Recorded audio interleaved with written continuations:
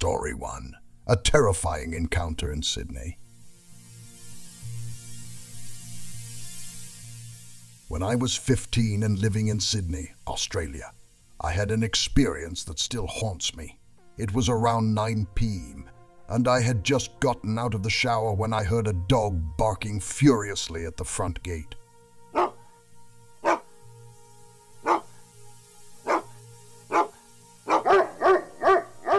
Looking out the window, I saw a shadowy figure dash across the porch and into our backyard. The person was hunched over, had a sickly pale complexion, was dressed entirely in black, and had long, messy black hair that partially covered his face. I went into the living room, trying to figure out what was going on while my dog continued to growl at the front door. Realizing that the man had not left the backyard, I knew he was still lurking somewhere.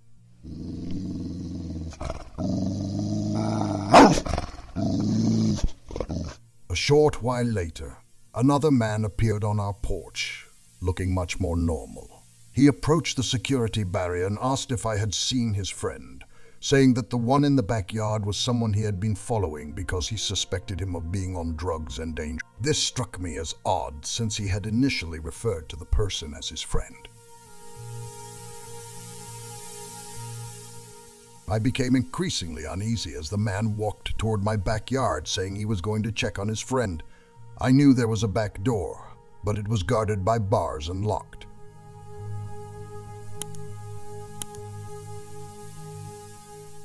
After a few tense minutes, the normal-looking guy returned with the pale man, who was now pacing nervously.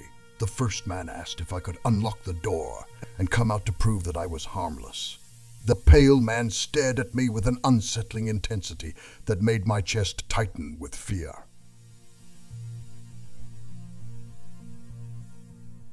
I didn't respond verbally, but instead walked over and closed the door. Suddenly, the first man lunged at me, thrusting his hand through the bars. I slammed the door shut and bolted it, then immediately called my parents, who contacted the police.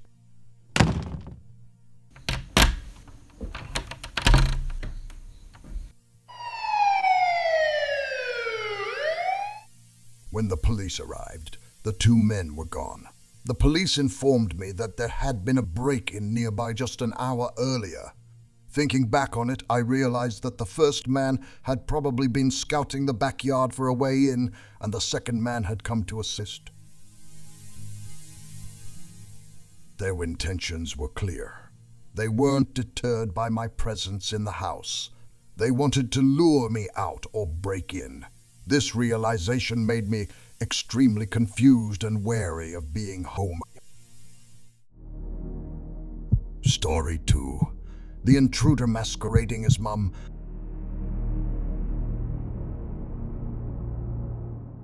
One night, while my mother was working a late shift at the hospital and my two brothers were away at college, I was home alone.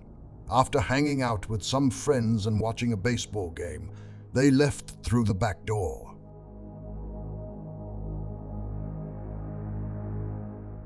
I cleaned up and went to bed, but just as I was about to fall asleep, I heard light footsteps coming up the stairs outside my room.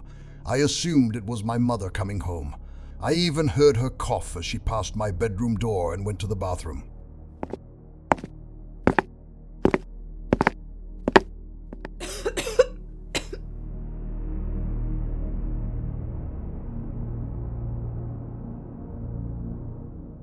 Soon after, I heard noises from the kitchen, and feeling too lazy to get up, I texted my mother to keep quiet. A moment later, I heard footsteps coming back upstairs.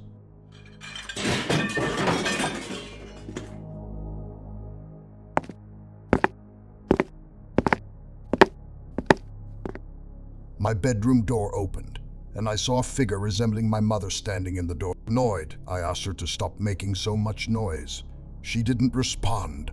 Then my phone buzzed with a text from my mom saying she was still at work. Panic set in as I realized it wasn't my mom at the door. I tried to act calm, pretending not to suspect anything, and told her to leave me alone so I could sleep.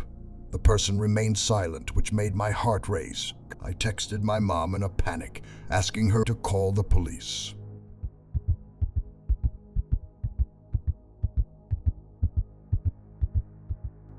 The figure at my door suddenly began to mumble in a hoarse, raspy voice, repeating, "Nowhere to go." She advanced toward my bed with her arms outstretched, and I yelled, "Come back."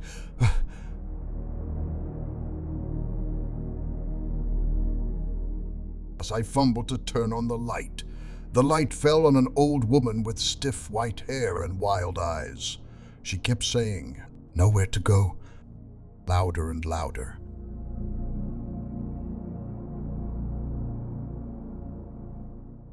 Terrified, I jumped out of bed, ran out of the room, and held the door as she tried to push it open, screaming that she needed to get out. My mother kept calling, but I couldn't answer. It wasn't until the police came and knocked on the front door that I let go and ran to them. The old woman rushed after me, but the police pinned her against the wall and arrested her. The police later determined that the woman was mentally ill. She had wandered into my house through the back door, which I had forgotten to lock after my friends left. The traumatic experience left me scarred, and now I double-check every lock before going to bed, always alert to any noises at night. Story 3. Trespassers on a rural farm. Before I moved to California, I lived on my dad's farm in rural Colorado. It was a large, beautiful property, but living in such a remote area always felt a little creepy.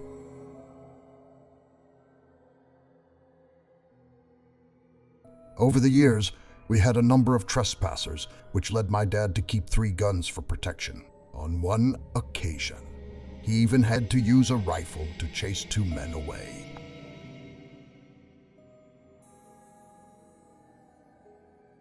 One hot June night, while my parents were on vacation and my younger brother was out, I was home alone. It was around 1 a.m., and I was watching TV in the living room when the motion sensor porch light turned on, thinking my brother was home. I checked outside but saw no one. Then there was a loud knock on the front door. Our door had a peephole, and I cautiously looked through it but saw no one. Thinking it might be kids playing a prank, I closed the blinds, growing increasingly paranoid. Suddenly, a loud knock came from the living room window, followed by 2 voices, one deep and male, the other high-pitched and female, saying, "We saw you."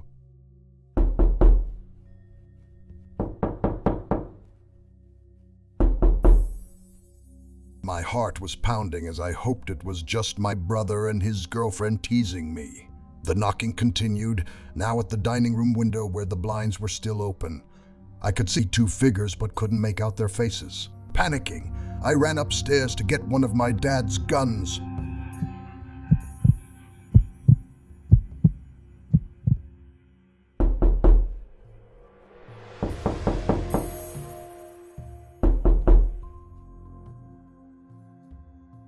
With a rifle in hand, I felt braver. I checked the windows again, but the numbers were gone.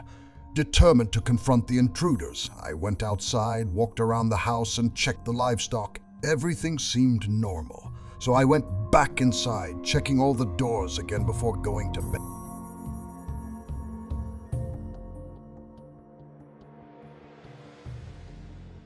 About half an hour later, I was awakened by frantic pounding on the door and a man shouting incoherently. I grabbed my rifle, opened the window, and fired a shot into the night. You got the milk. The shouting and pounding stopped immediately, and I heard footsteps running away. Nothing else happened that night or for the next few months, until I moved out. The next day, I told my dad what had happened, and he was proud of me for protecting the property. The experience reinforced my belief in the importance of having a means of protection in such a remote area. Story 4. The Persistent Stalker.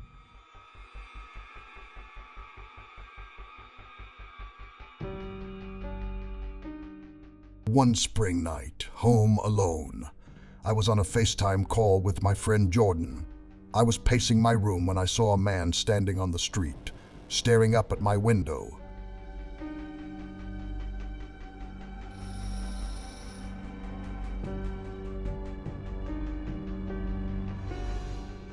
I tried to point him out to Jordan, but she couldn't see him clearly. She suggested I call my parents, so I hung up and called my mom.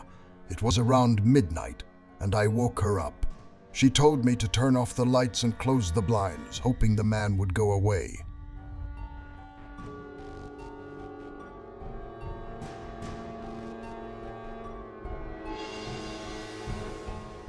Following her advice, I closed the blinds and turned off the lights. After a few minutes, curiosity got the better of me and I looked outside. The man was closer now, standing on the sidewalk, still staring at my window. Panicked, I called the police. The operator asked if the man was armed, but I didn't know. She advised me to call back if he entered my house and assured me that a patrol car would be by soon.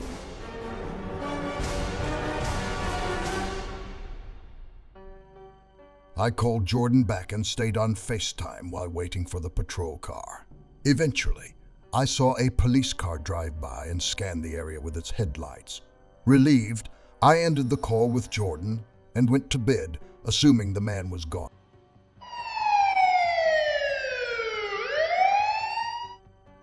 About 20 minutes later, I heard a creaking noise outside. I looked out the window but saw nothing.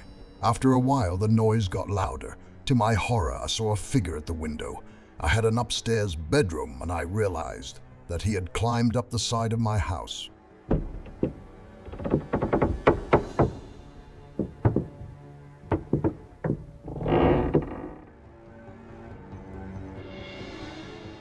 Frightened, I ran to another window and screamed for help, hoping that my neighbors would hear.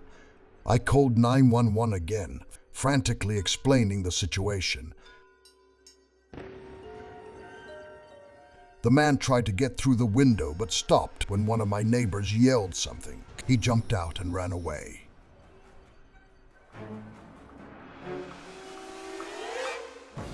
The police arrived shortly after, and I explained everything. They assured me that they would patrol the area throughout the night. Although the man was scared away, I could not sleep that night, constantly worried. This incident made me extremely cautious, always making sure my windows and doors were locked and being extremely aware of my surroundings. Story 5. The Night of the Intruder. When I was 14, I had an experience that still sends chills down my spine. It was a normal night around 9 p.m., and I was babysitting my little cousin at her house.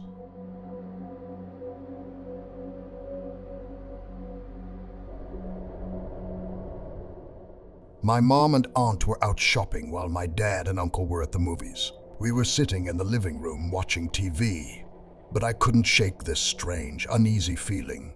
Something was wrong, but I couldn't figure out what it was.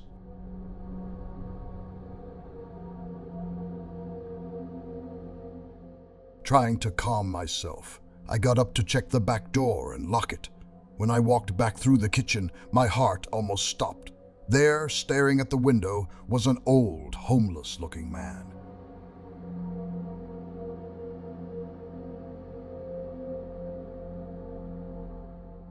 His eyes were fixed on my cousin, and a fierce protective instinct kicked in. I pretended not to see him and told my cousin it was time for bed, saying that our parents would be home soon and they didn't want him to stay up late.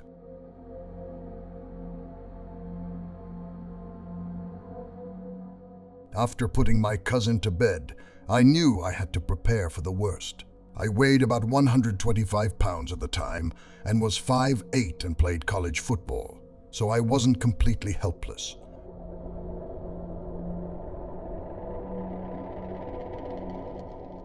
I went back downstairs, went straight to the kitchen, and grabbed a meat tenderizer.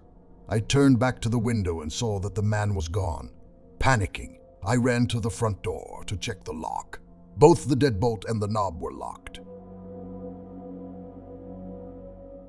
Dipping the hammer, I rushed upstairs to my cousin's room and stood in front of the door.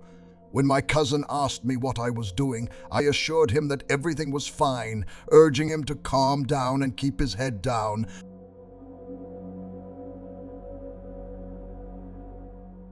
I called the police, then my dad and uncle.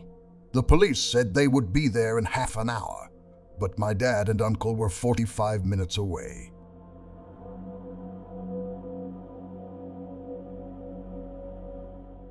Suddenly, I heard the unmistakable sound of a window shattering, followed by the heavy thud of boots on the main floor.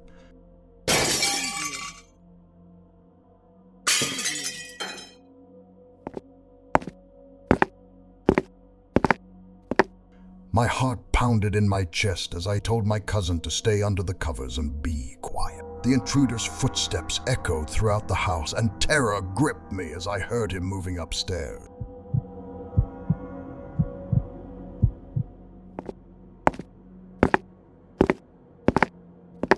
He checked each room, my aunt and uncle's bedroom, the bathroom, before returning downstairs and opening the basement door. 15 agonizing minutes later, the police finally arrived and stormed into the house. They found the man in the basement. It turned out he had escaped from a mental hospital a county away.